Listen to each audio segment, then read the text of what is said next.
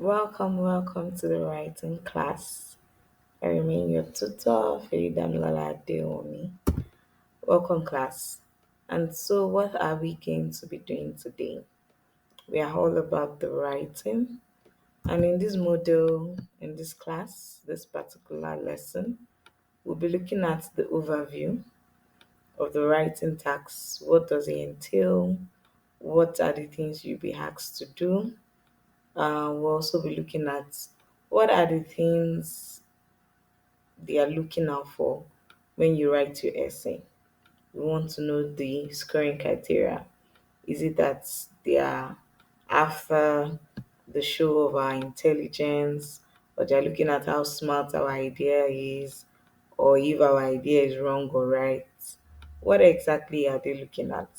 We're going to be looking at it in this lesson, and we're going to touch briefly on how you should structure your essay. What's the general essay structure that all your essays should have, whether it is tax one, whether it is tax two.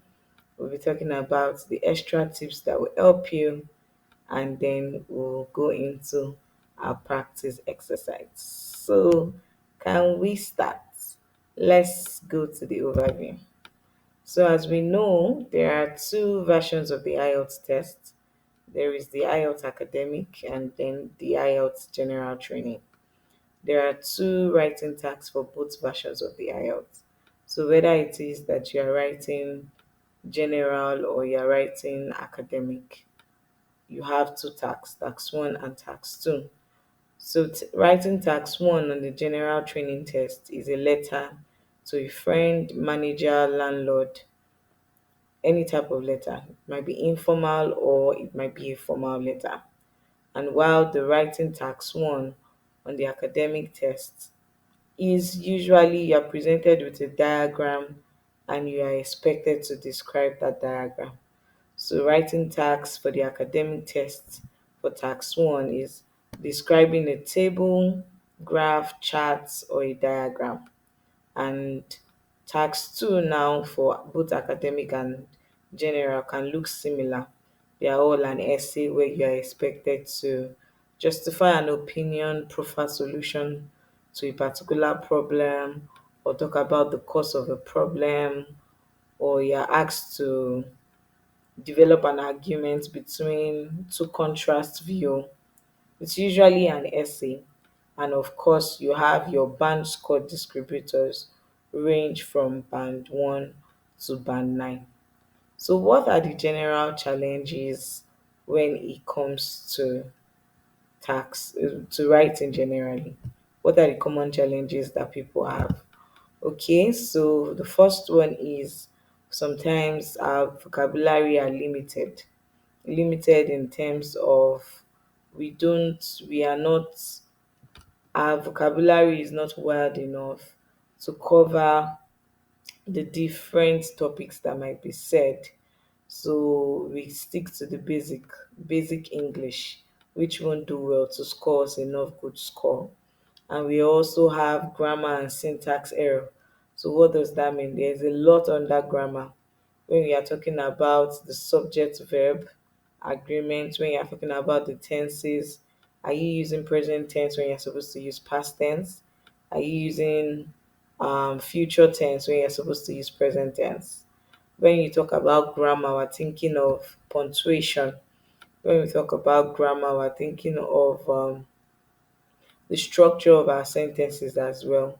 And the third challenge is weak organization and coherence. What does that mean? In terms of our essay, do we organize it? Can we look at our essay and see some structure? All right, does your essay have structure, or you just model it up together? Does it have a logical flow? Can the person, your examiner, when reading your essay, can tell at every point in time with the use of paragraphs, can tell at every point in time, okay, this is what this person is trying to pass across in this particular paragraph. And then another thing, time management. Yes, especially for tax two. We know that when it comes to tax one, you are expected to spend 20 minutes. And then when it comes to tax two, you are expected to spend 40 minutes. and the number of words expected for those tasks are different. Task 1 is at least 150 words, and then task 2 is at least 250 words. Anything less than this will affect your score. So, in terms of time management, are you spending 30 minutes on tasks 1? Because it's usually suggested that you should spend just 20 minutes, about 20 minutes or less on task 1. Are you using more than that? Do you know how to manage your time to write that specified length, at least 150 words for task 1 under 20 minutes? And can you write at least 250 words for task 2 under the 40 minutes that is specified? Time management is very important, and you can only improve on that in the place of practice. And last but not the least is our task response. How do we respond in our writing? Do we just say our ideas briefly and not really explain or illustrate or support them with examples when we are responding in our essay? So those are the common challenges that I have seen so far in tutoring students for IELTS writing. All right, so we said that we were going to talk about what exactly are they looking at when it comes to our essay. I was mentioning the fact that is it that they look at how right our idea is, maybe the idea is correct or not, or are they looking at the brilliancy or the intelligence of our ideas? Well, they don't. So, what do they look at when they look at our essay? Let's look into that. That is the main thing for this module. It is important that you know what exactly your examiner is looking out for. This helps you and keeps you guided and focused in your response. When you know what you are going to be tested against, it makes it easier for you to simply give them what they want. So there are four different and distinct categories for the band distributors for both tax 1 and tax 2. So what does that mean? You are scored on four different criteria, okay? And they are listed here. You have your tax achievement or response, you have your coherence and cohesion, you have your lexical resources, your grammatical range and accuracy. Those are the four things that they want to see when it comes to your essay.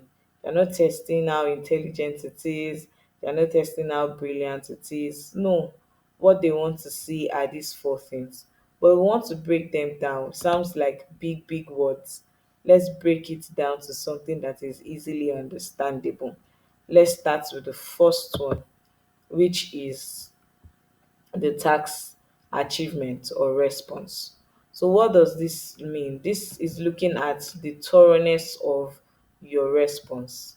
Now, when you are giving your tax, you are giving prompts, or you are giving diagrams, or you are giving questions.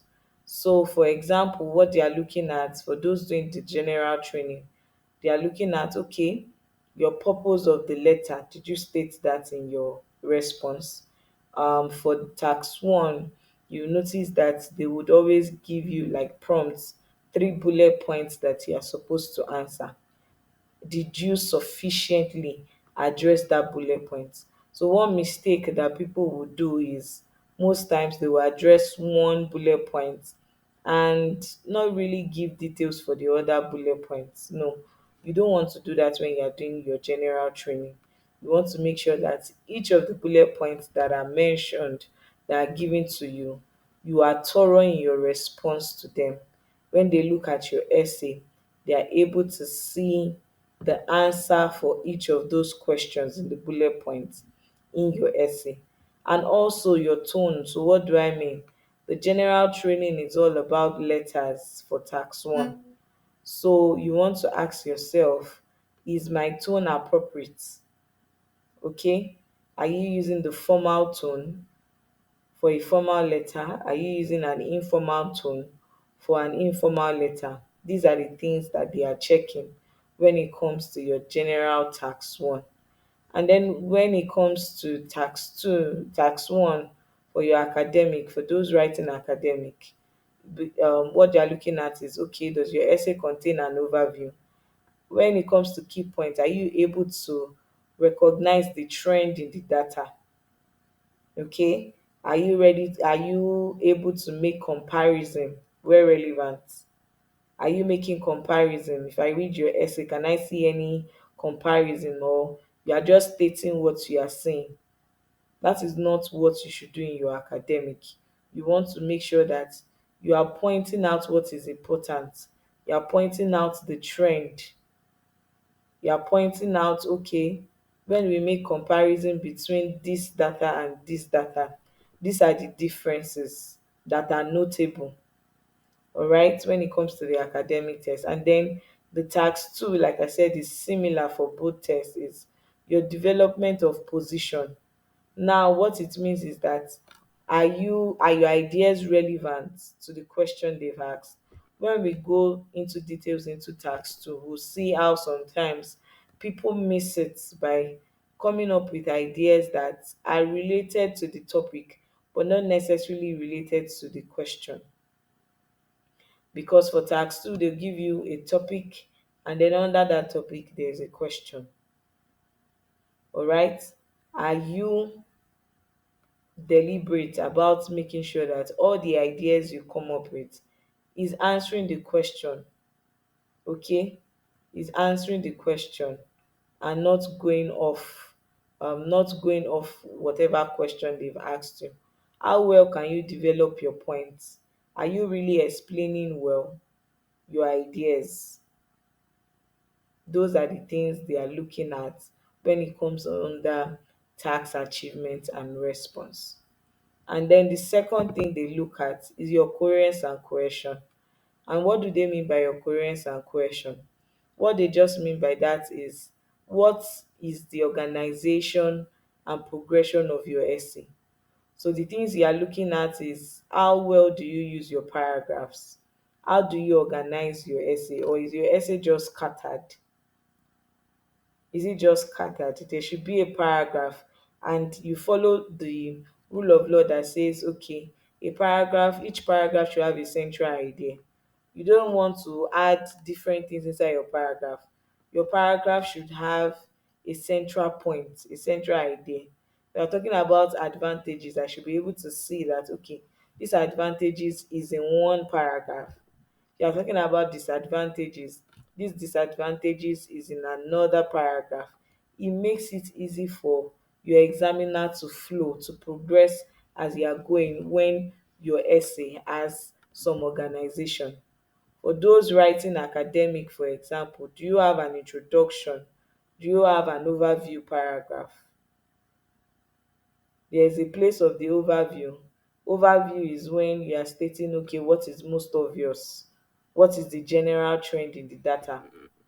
Okay, and then it's different from when you now start going into details. It's a different paragraph when you start going into details, in terms of you are looking at the data in depth to be able to make comparison and to be able to state certain things. That is what you are looking at when it comes to your organization. All right, and so it's also the use of cohesive devices. What are cohesive devices?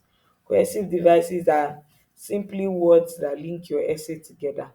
Example, when I say, oh, overall, in conclusion, firstly, secondly, despite that, however. Can you avoid repetition in your essay by using referencing? So what do I call by referencing? Referencing pronouns such as this, that, this kind of holiday, instead of repeating the same word all over again.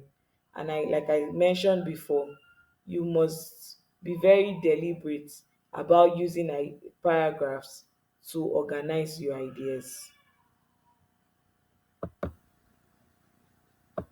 So we move to the next criteria, which is lexical resources.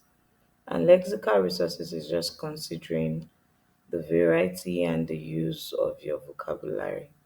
And basically, what they'll be looking at is the range of your vocabulary. How wide is it? Are you able to use basic words? Are you able to use sophisticated words, less common words? That is what you're checking when it comes to your vocabulary. Are you able to use words that are peculiar to a particular situation or a particular condition? So, for example, what do I mean by that? Let's say in a case where they are talking about employment, for example, there are certain words that come with employment, and things like interview, things like job opportunities, things like vacancy, words like openings, words like availability, words like that. Or let's see, they ask you a question that is related to environment. Now when you're talking about environment, you're thinking sustainability, you're thinking conservation, you're thinking pollution, you're thinking of climate change, things that are common, let's say peculiar to that certain topic. That is what you're looking at in terms of how wide is your vocabulary. In terms of idiom as well, oh, it's raining cat and dog, or say, oh, once in a blue moon, this happens, icebreaker. um those are just simple examples of idioms that you can use when it comes to your, so that's showing how wide your vocabulary is as well, in terms of can you use idioms, can you use words that are peculiar to a certain question that they've asked you. And so they are watching out for errors as well, errors in terms of your spelling. All right, did you spell the word rightly? Did you use the word form, the right word form? Some of us write instead of the where the position of a word is meant to be a noun, and we use the verb form of it. Those are things that you want to watch out for when it comes to the lexical resources. Is all about your vocabulary.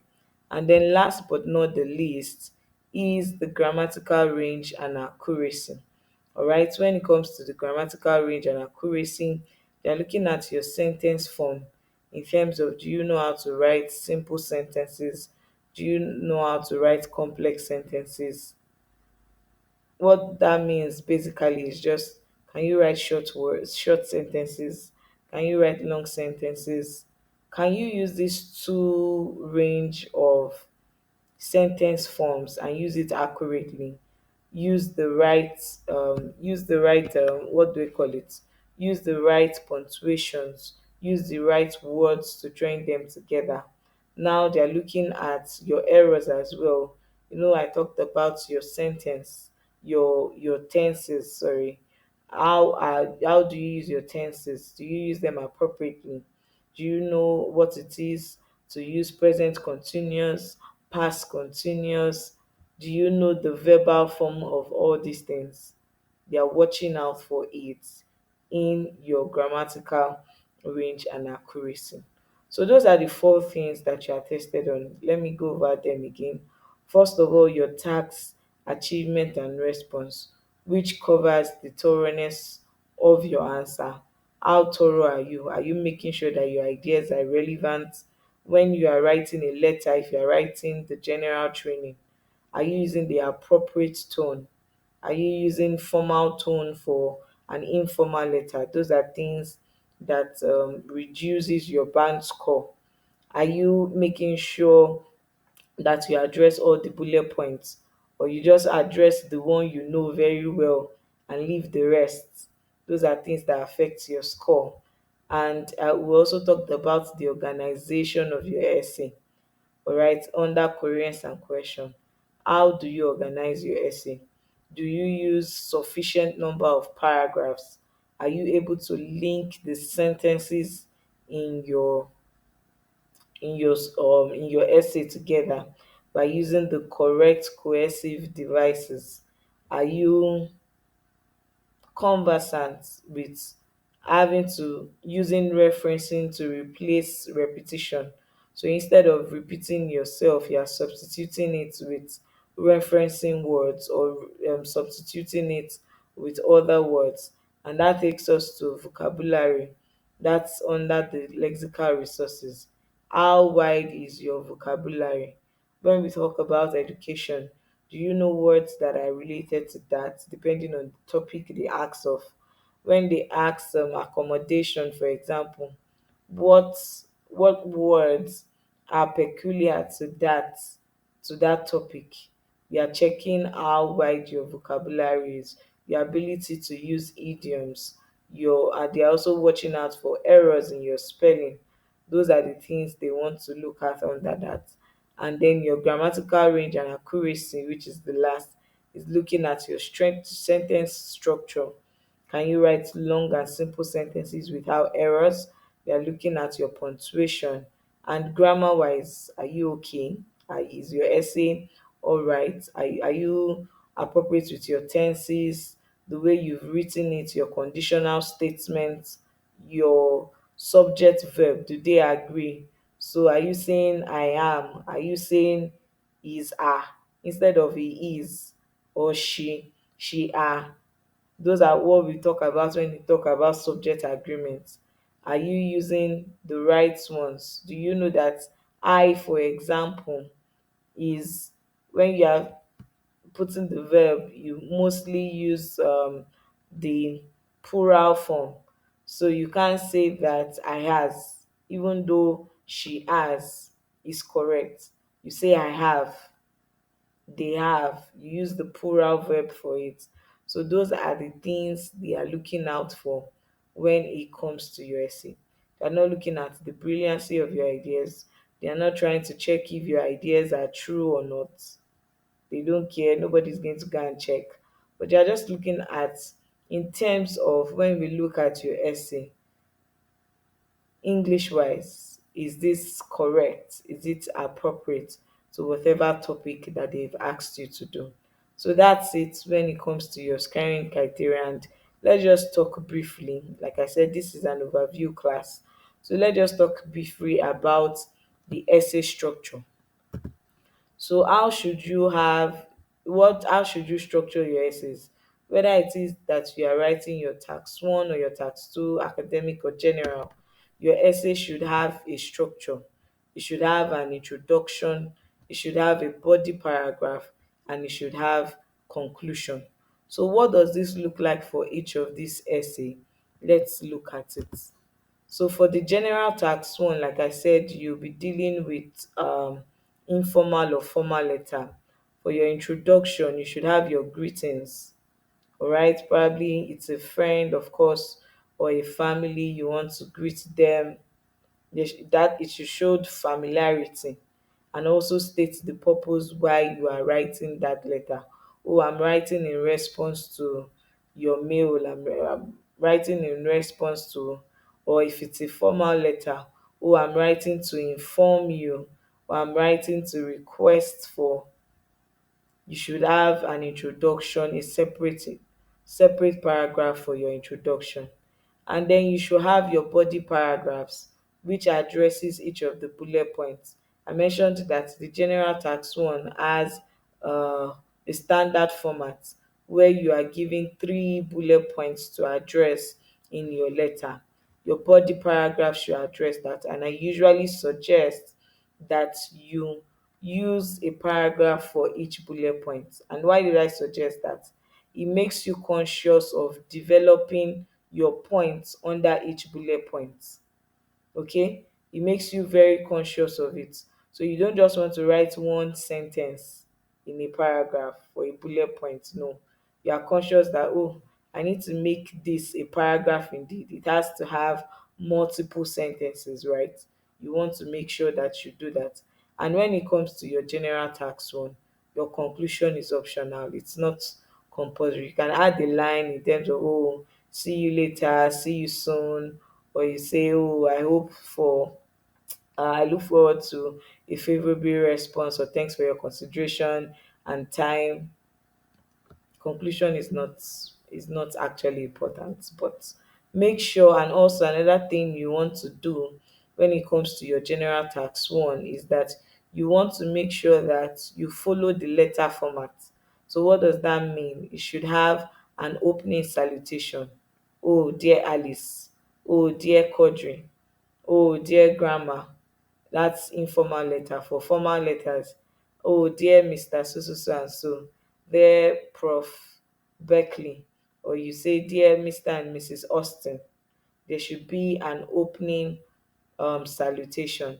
And so after your opening salutation, you put your comma and then you start your letter on the next line. And after writing your letter, there should be a closing salutation. Yours sincerely. You write your name. Yours faithfully. You write your name. It should have the standard format of a letter. All right.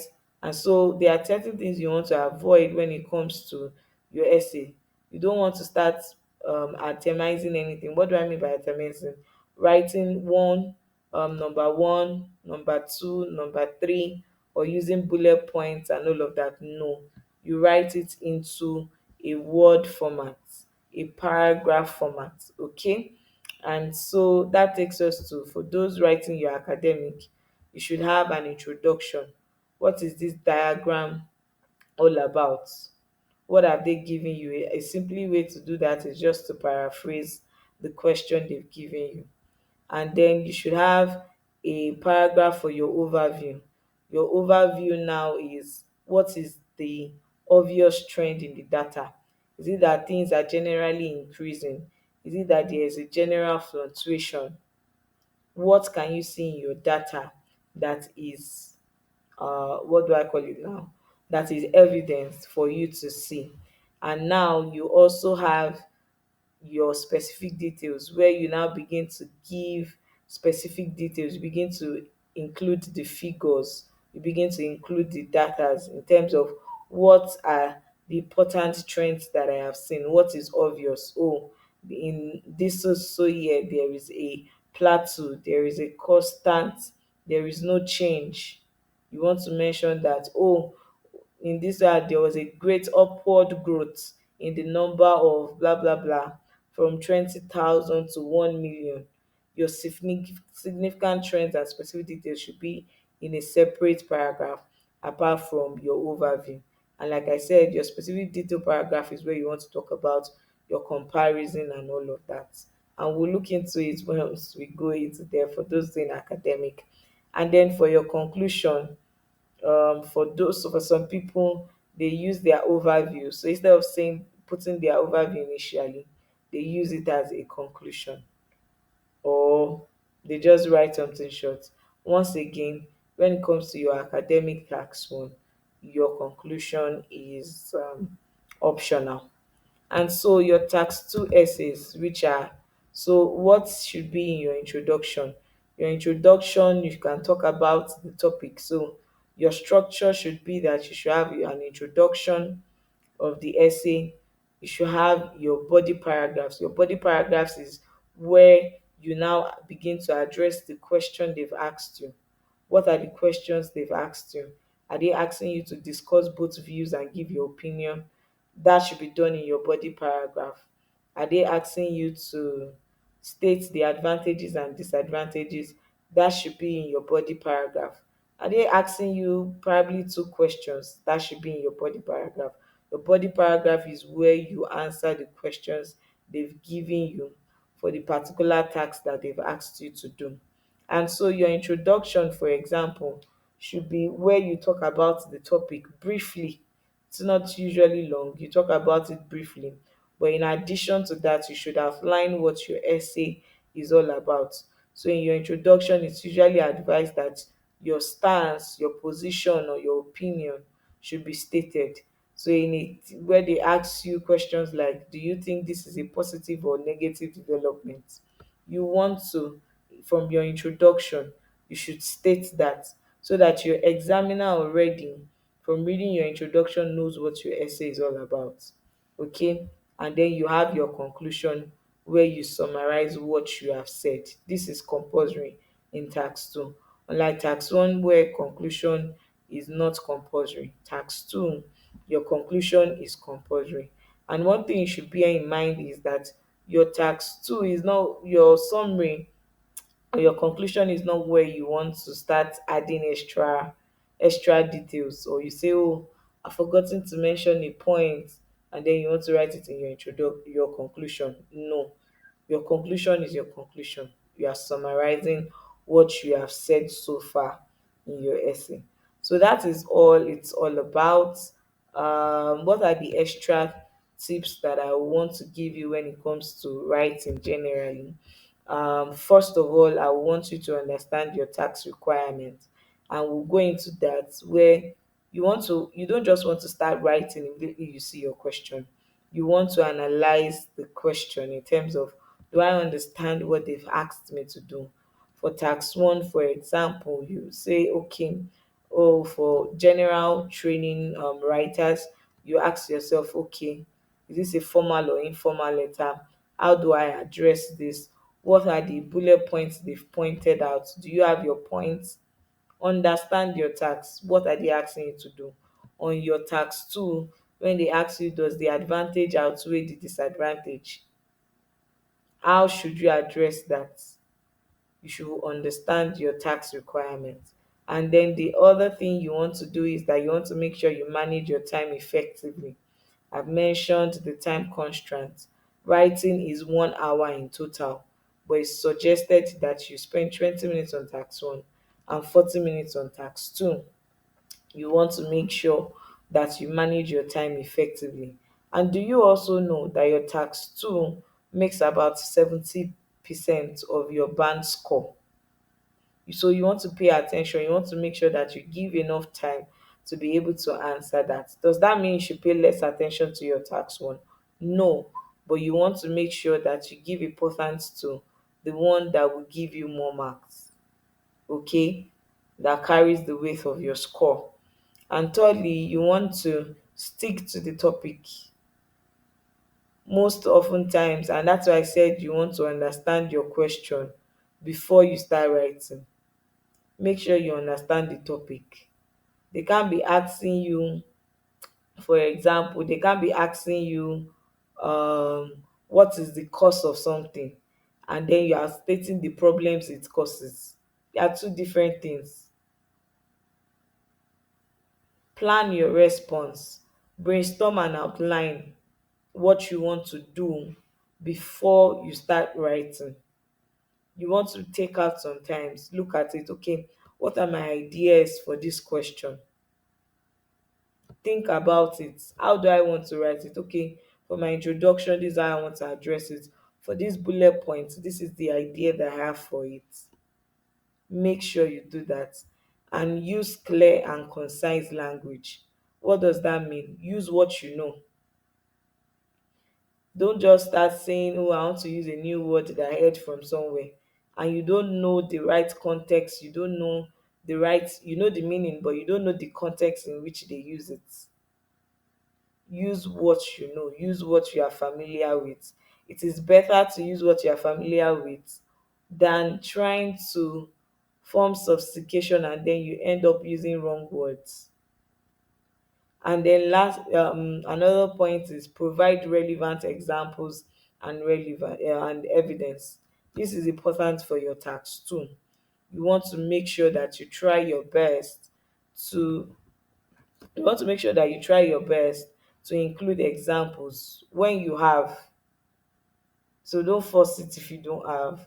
It's good to add examples, but you must make sure that they are relevant. Don't go and say a story that is not relevant to what they've asked you. Make sure that it's relevant. And then this other point is very, very, very, very important. Proofread and edit your work. Make sure you leave out time for that. And it comes under managing your time well effectively. So that means if they've given you 20 minutes to write tax one, you want to finish that within 15 to 17 minutes so that you have 3 to 5 minutes to read through what you've written, and correct the mistakes. You are writing under pressure, so there's every tendency that you will make errors.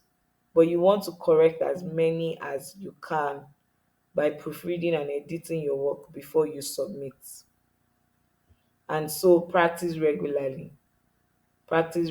Some of you, you just stop at listening to this video, you don't practice, you don't bother writing, you just thinking, oh, I'm watching a video that will help me write. Are you implementing what is being taught? You must practice, you must write your own letter and get feedback on it. And so, last but not the least, stay calm and confident. It is very important throughout the exam, whether it is listening, reading, writing, for you to be calm. An anxious mind cannot perform so well when it comes to the IELTS exam. You need to be calm. You need to be confident in your abilities. And that only works when you've practiced and you know what you can produce on a normal day. All right, so those are my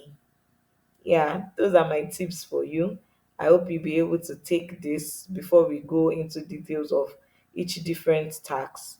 I hope you are able to take this and, yes, gain something and be able to review. So let me know in the comment section, what have you learned? What have you learned from this lesson? So my assignment from this module is that I'm hoping that you write an essay. So you write essays if you have practiced before now, and just note down what you have gotten wrong based on what we've addressed. Okay? Take the essays that you have written before, just look through it. What are the things that you think that, okay, I've gotten this wrong, oh, now I know better, basically. And so you want to do that. And for those who have not written an essay before, you want to take out time and write an essay. Just write it. I know, yes, we are going into details of what each tax is like, but write it with what you know now. I'm sure some people, I know people that have taken what we have addressed in this module and done their exam, and they've gotten a band 7 plus. So write an essay from what you want. And of course, when we go into the details for each of the tasks, you find out that it's easier for you. You can improve on whatever you've written today. All right, so I'll see you in the next class. Bye for now.